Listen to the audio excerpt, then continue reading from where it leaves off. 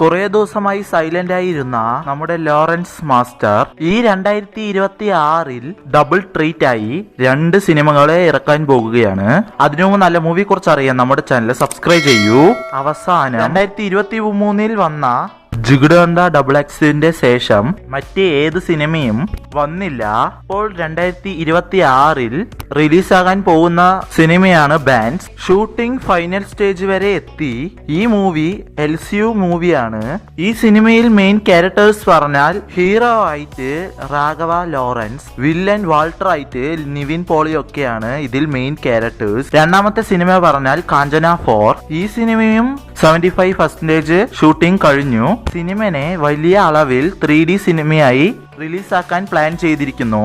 2026-ൽ കാഞ്ചന 4 second half സമ്മറിൽ റിലീസാകും വിചാരിക്കുന്നു.